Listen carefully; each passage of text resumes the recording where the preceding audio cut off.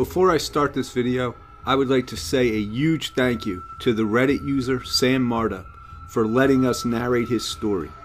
He has some of the best stories on Reddit, and if you would like to read them, I will leave the link to his Reddit account in the description.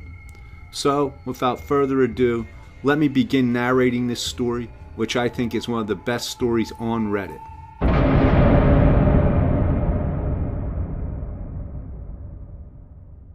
I hate it here. Granted, I deserve it. I'm currently locked down behind massive concrete walls and solid steel doors in a maximum security penitentiary. I was locked up what feels like a lifetime ago now. I earned it, I did. Every second I rot here is justice, but that doesn't change the fact that I hate it. It is cold here. I have a single concrete cot and toilet. My clothes itch and are too thin to keep any chills out.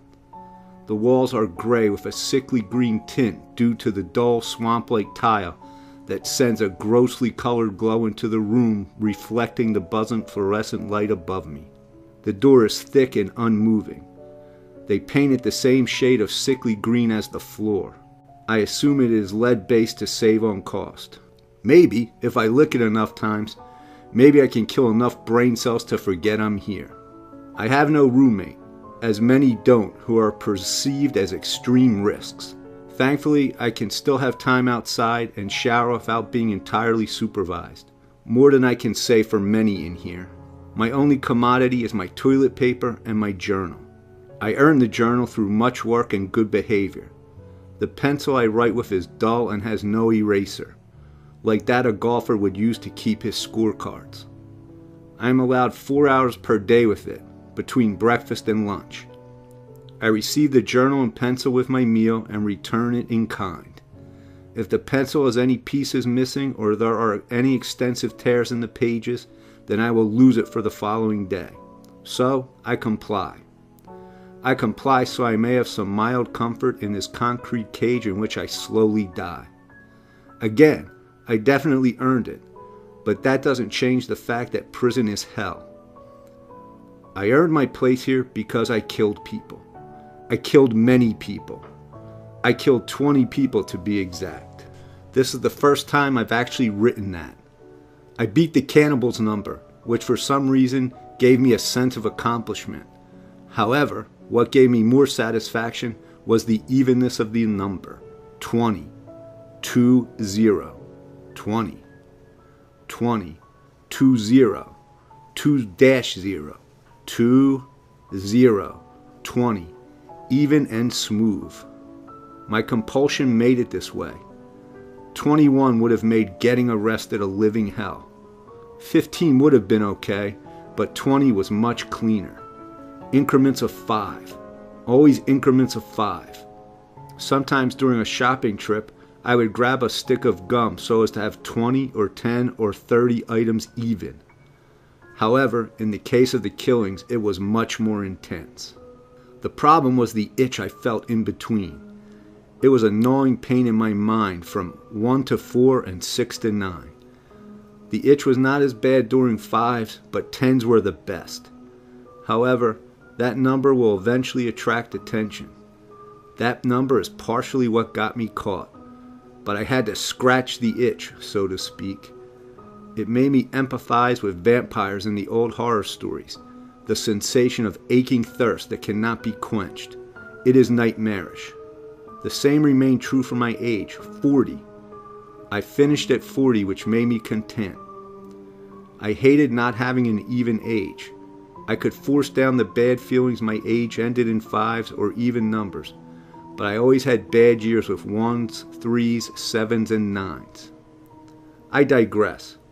I understand it is abnormal behavior, but it's a compulsion.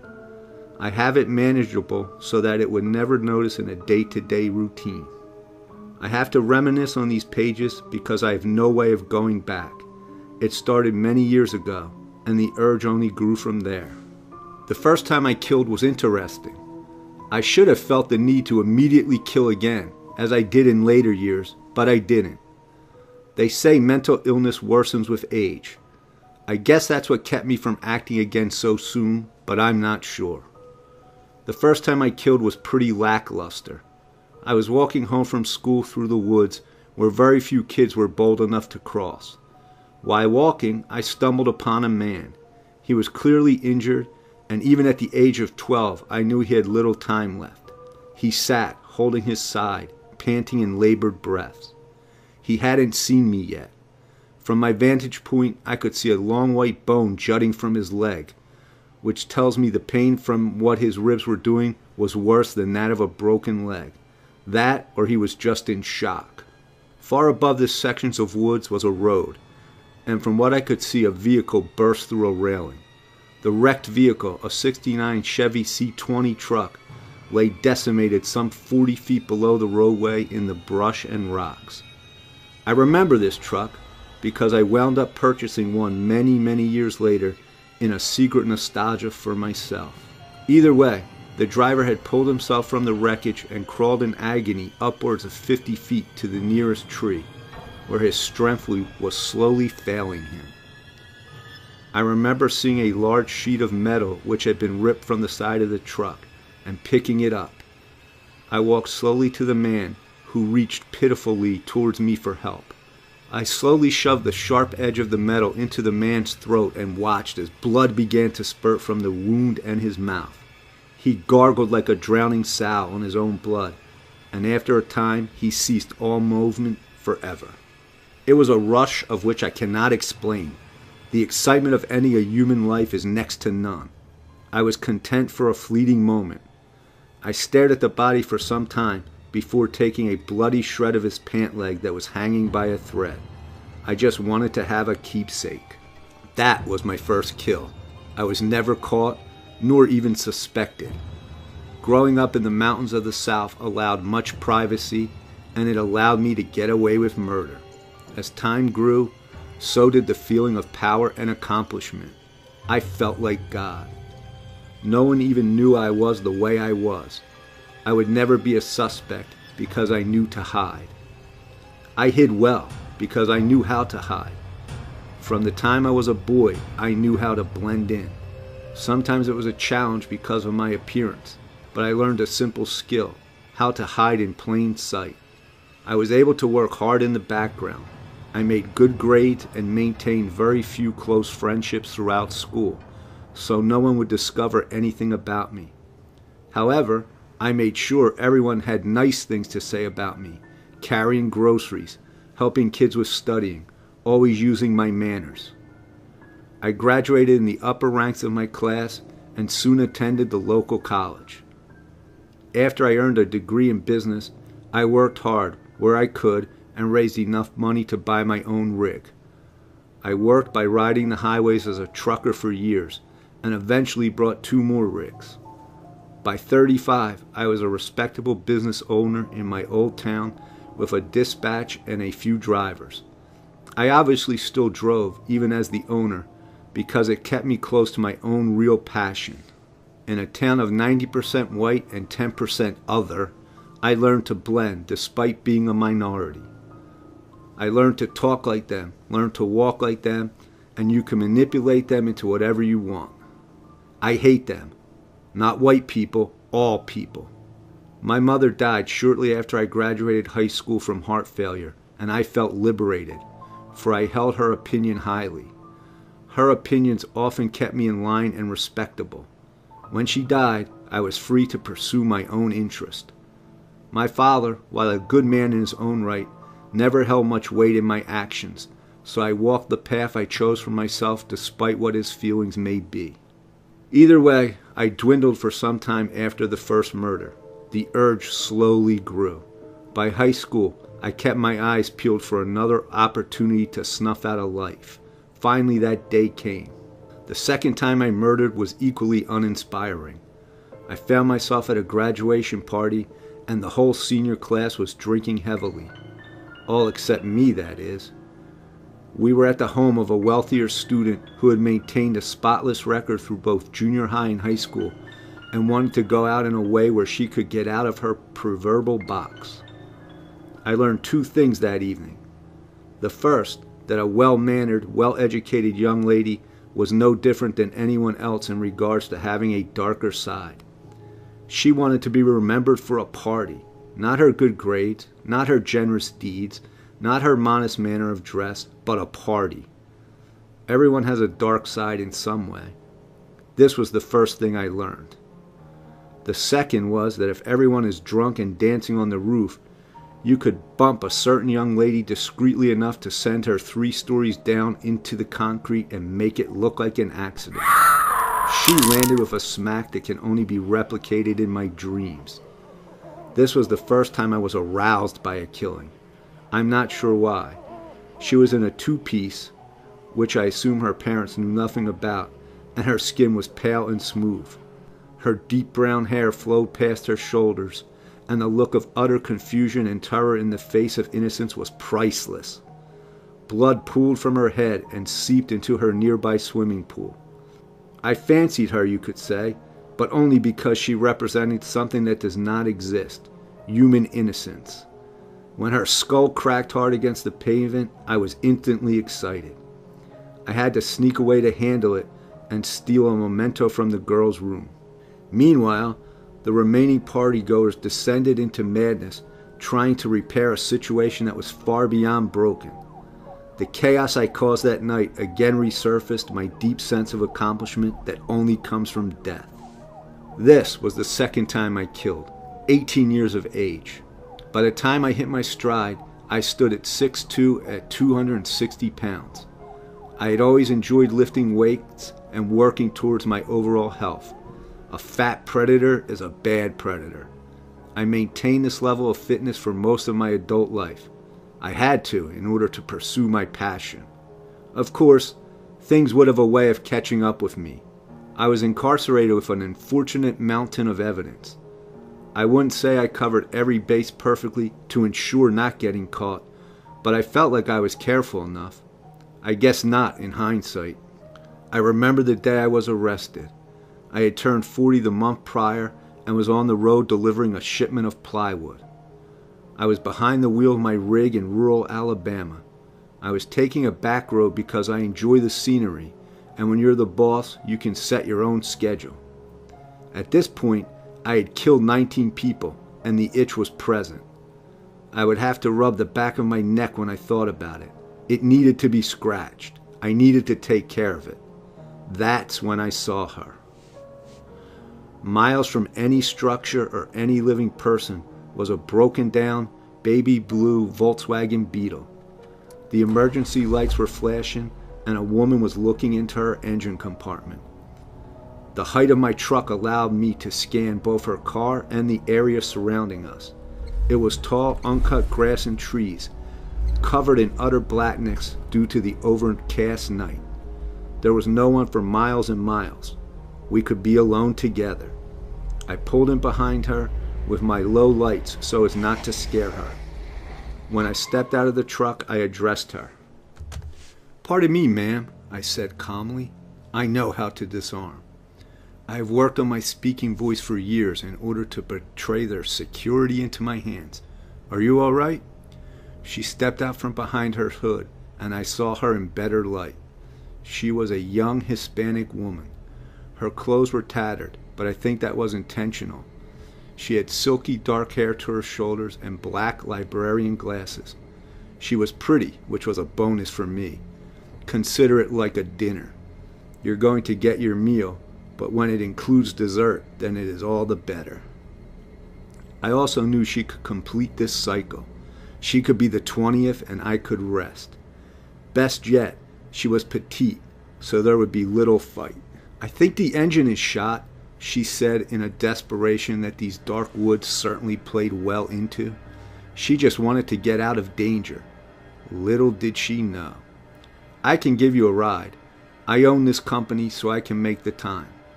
I didn't want to sound presumptuous, but I knew by making myself a manager, it would remove the creepy truck driver mentality. "I don't know. I promise," I edged in my best zippity-doo-dah voice. "I'll take you straight into town, and we can find you a phone. My wife would kill me if I let a young lady stay stranded in the woods." I wasn't married, but that was another way of disarming her. A spouse always makes a man less dangerous, or again, as she thought. "Okay," she said with her fear betraying her skepticism. "Thank you. I'll get the door for you." As she walked to the passenger side, I held the door open for her. As she took her first step up, I grabbed her ankle and pulled her straight down with as much force as I could manage. Her jaw connected with the studded metal stairs, full force. I know some teeth were broken by the crunch that emanated from her skull. She fell limp to the dirt as I lifted her onto my shoulder. She didn't stir long enough for me to grab a large socket wrench from my rig. I could feel the warm blood from her mouth pouring down my shoulder. I carried her into the tall grass, just out of sight. We made love then. I had made love before to some, but this was special. She was the 20th. She would complete the need. Halfway through, she began to wake and struggle. From there, I had to act. I took the socket wrench and began to hit her. She struggled to scream due to her shattered jaw. I hit her in her pretty face over and over and over and over. And over and over and over and over and over and over and over and over and over and over and over again. When I had finished on all fronts, I took her wallet from her jeans off beside us. Hannah, I believe her name was. I took her glasses as they fell off her face when she collided with my truck and avoided the wrath of the socket wrench. They had her name engraved inside the temple. I drove, leaving the scene entirely. I had to re-enter the highway sometime later and saw lights in my mirror. I had been stopped before, once even with a body in the back, so I was not worried. The officer walked to the side and called me out. "You William?" he asked with an unreadable demeanor. "Yes, sir," I answered coolly, holding my ID and paperwork for the truck and delivery. He then spoke into his radio. "Yeah, we found him." "Officer, what's this app?" I was cut short. "Sir, please turn around and place your hands behind your back." "Why?" I demanded. I was not about to be cuffed and restrained for no good reason. He then turned me violently to my truck and slapped cuffs around my wrists. From there, he sat me on the pavement and called for backup.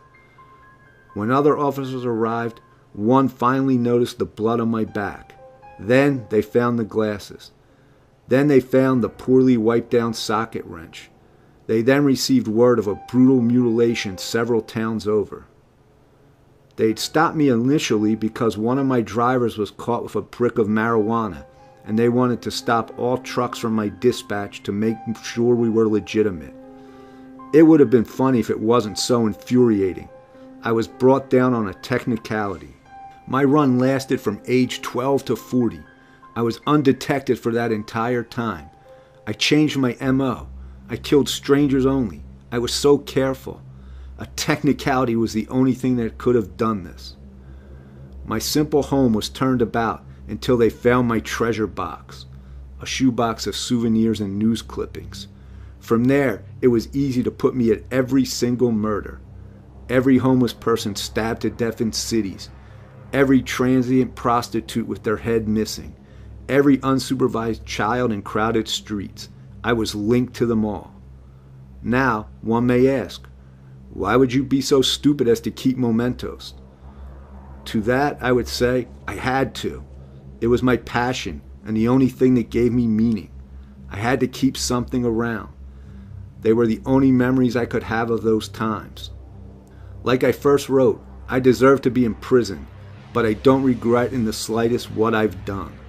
The trial was grueling and irritating. Since I killed across state lines, there was arguments as to where to have my trial, but it became a federal issue, which only meant more bureaucracy. My lawyer explained many of the killings would be circumstantial at best, but just as many have my now connected DNA to the scene and are going to be nearly impossible to deny. I decided to throw in the towel. The media was out for blood, the public was out for blood, and the jury was out for blood. I had my fill, so now it was time to pay the favor forward. There was no way to avoid a life sentence, so I may as well come clean and get to regale the tales of my exploits to a room of terrified jurors and family members burning with hatred. Despite the difficulties of finding some evidence of murders, I was still convicted for 18 of the 20. However, I was punished for them all regardless. The day of sentencing, I stood still and stoic before the judge. I could feel the eyes of all those present attempting to sear me, but failing. The judge looked down at me and rambled on about my cruelties and resentment for man. The entire time he droned, I stood with the thought that the death penalty was illegal in this state. It was utterly satisfying to know the uproarious crowds calling for my head when the law wouldn't allow it. I snapped out of it when he got to the sentence. Seeing as how the death penalty is illegal in this state, I can only do the most with that in mind. I hereby sentence you to 1,001 life sentences.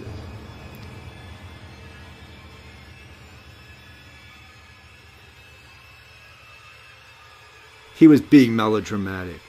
Not in history had there been such an absurd sentence. What's worse, the numbers was uneven. Meaning, the rest of my life, I would have to say 1,001 when discussing my sentence. He knew this. My demeanor slightly shaken, I asked the judge, why 1,001? The courtroom was silent. The families, friends, and jury looked at me with contempt, but that didn't matter then, even less now. The judge leaned over his podium. He smiled with a smugness that still boils my blood, and he calmly replied, "To torment you." That's how I got where I am now. I don't interact with the other inmates or the guards.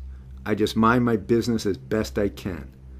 I don't like to think about my sentence because it makes me itch. Similar to when you haven't paid a certain bill but don't have the funds. It's a winting mental discomfort. I write the rest of this in a testament to what happened yesterday in hopes it reaches someone on the outside. My day started normally. A loud bell rang and I stood to my feet. From there, my door opened and I walked to the shower facility. I tried to find myself at the end of the line so as to get the most time out of my cell. I also like my privacy. The inmates here are insufferable. They are uneducated criminals who would have no life outside of these walls. My fellow black inmates give me hell for being crazy since African American serial killers are considered such an abnormality. The other races tended to stay to themselves, minus a few Aryan Brotherhood members casting the occasional slur my direction.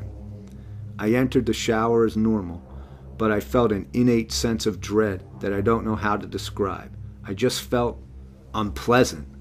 I felt watched and alone at the same time. I felt completely hopeless and near despair. I quickly finished my shower and left the facility. The halls were quiet, and the stationary guard was not at his post in front of my cell. I was alone in the hallway. Suddenly, I felt a large hand grip my shoulder and order me forward. The next thing I knew, I was being escorted to the warden's office. I was somewhat stunned, but complied. I walked the tight enclosed halls until I reached the last room on the right. Inside was totally dark, apart from a dim lamp illuminating a desk. The hand shoved me in and slammed the door behind me. I saw the silhouette of the warden, and he beckoned me to sit.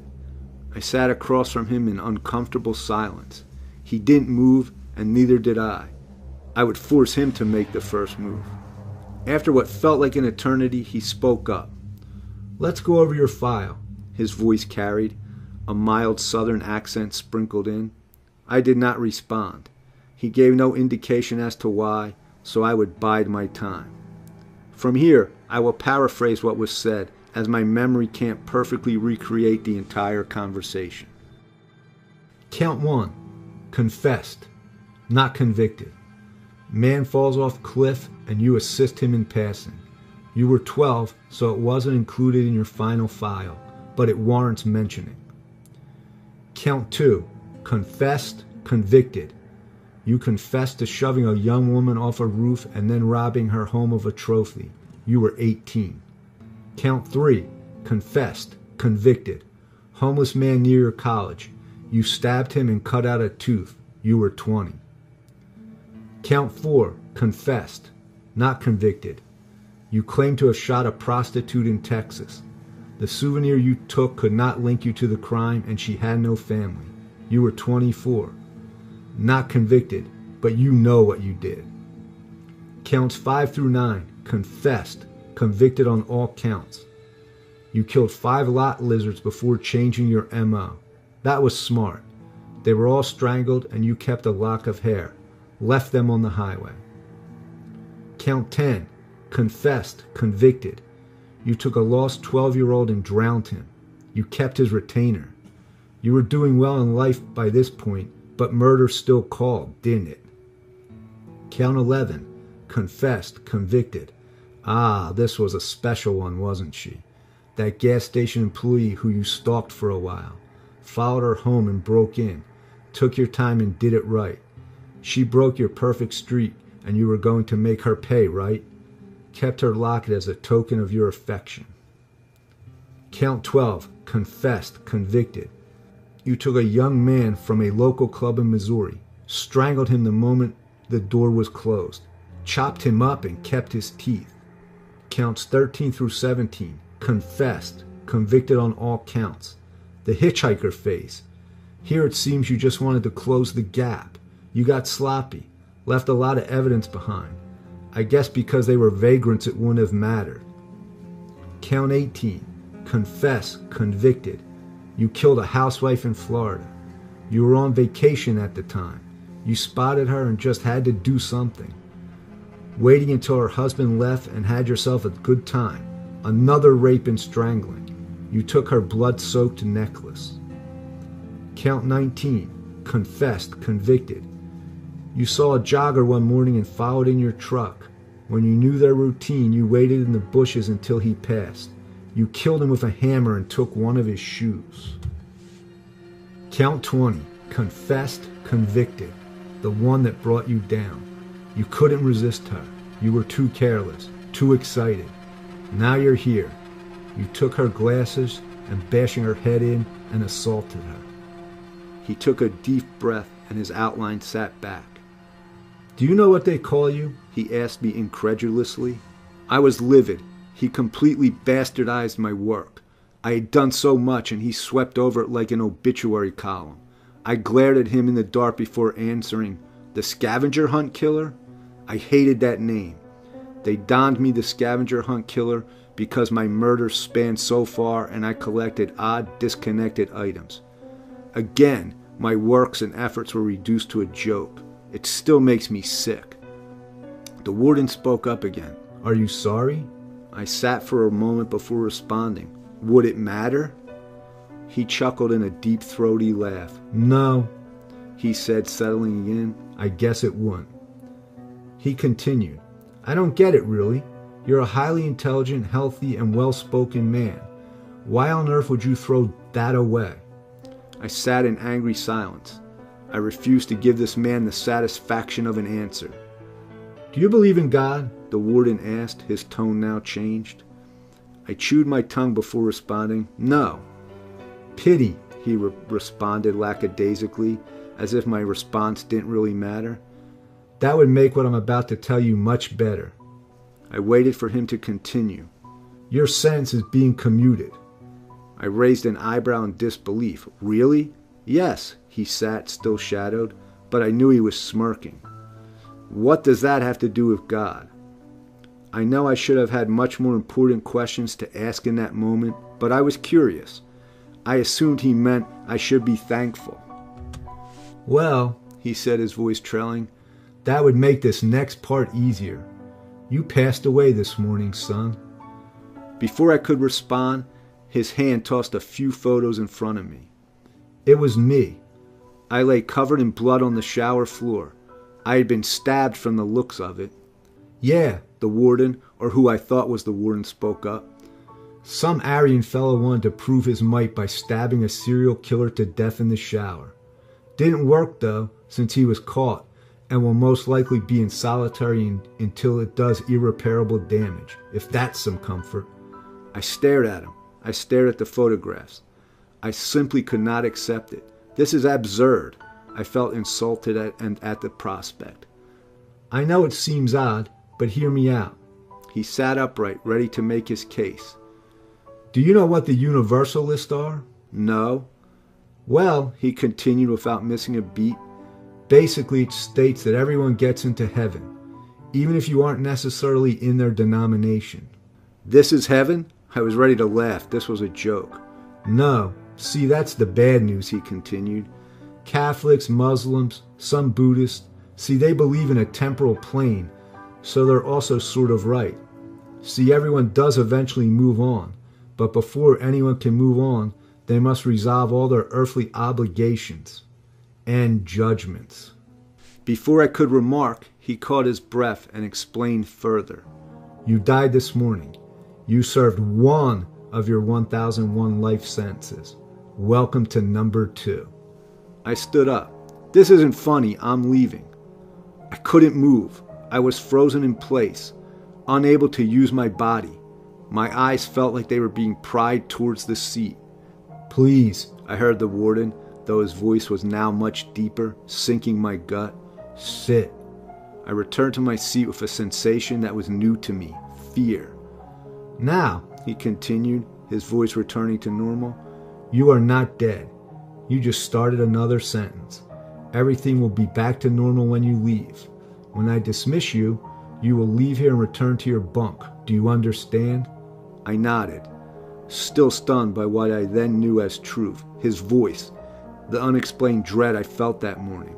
I walked out of the warden's office that day, feeling a hopelessness I have never known. The prison was the same, but it wasn't. It was lonelier, darker. That feels like forever ago. I learned since then. First, lifetime does not mean from the age you are incarcerated. I expected a 40-year life sentence, but after speaking with a few other inmates serving like myself, who I see sometimes sparingly, I learned that it varies somewhere from 80 to 120 years. It varies, but it's always at least 80. I guess the guards don't notice after a certain point. Also, I assume they don't register that we never seem to leave. Inexplicable, but that's what's happening. Second, each go-around, it changes you. The prisoners don't notice you. The others like you have fewer words. The guards seemed always outside of the line of sight, even when they would interact. They were like fleeting shadows. I am cracking mentally. I will walk into the showers and see someone shaving, even speak with him at length. However, when I turn a corner or close a stall door, he'll be gone when I return. Next, I learned that suicide doesn't work. I learned the same way every inmate in here like me does. I slit my wrists and they just ached for a week. I swallowed bleach and had a miserable stomachache, but no death. I hung myself where I choked and flailed, fully conscious, for 8 straight hours until a guard found me while bringing my breakfast the following morning. I learned that being murdered decreases time, but murdering adds it, so no one on life row attempts murder here. Finally, escaping isn't an option. We have runners sometimes, men who just finished their first sentence. The guy just snapped. I guess he pulled maybe 60 years before dying in his sleep. He just panicked and ran. The snipers didn't even turn. He grabbed the fence and immediately fell to the ground. From there, he shook violently. He died right there of a heart attack. I saw him a week later, 3rd life sentence, half crippled. I guess we get punished if we try to leave. I don't know if it's permanent. He was a wreck upon returning. It reminded me of the cats in my neighborhood as a boy. The first time you heard it, the animal twitches and becomes neurotic. But given enough time, it accepts its fate. The man now spends his days staring silently behind dead eyes at whatever light source is around. To some, this is limbo, where we remain trapped in the prison in which we were condemned until our body and soul have finished their sentences. To others, this is some kind of purgatory, where we are groomed for eternity in paradise. Either way, we are forced to remain, forced to live until we pay our dues, never truly dying. I don't even know if time is the same now, but if you're reading this, I managed to successfully get these pages out. I have a handful of plans which I cannot record. I cannot risk any future attempts should this fail. I'm leaving this journal for anyone who is a criminal or wants to become one. I have between 80,000 to 100,000 years left. I do not feel remorse, but I do wish I knew then what I know now. This is simply a warning. 100,000 years on a concrete slab, a hard, unforgiving surface. 100,000 years with 1 hour a day in a dying earthscape I barely recognize. 100,000 years of sickly green floors and cold steel doors that move for nothing. 100,000 years of mopping floors or scrubbing toilets. 100,000 years of being monitored by beings I cannot fully comprehend as their burning horror erupts in the back of my mind. 1,001 life sentences. 1,000 to go. Only one small thing gives me comfort. With 1,000 life sentences, at least it's a nice clean number. I hope I don't die too soon and ruin this nice, even lifetime, because the next one will be hell.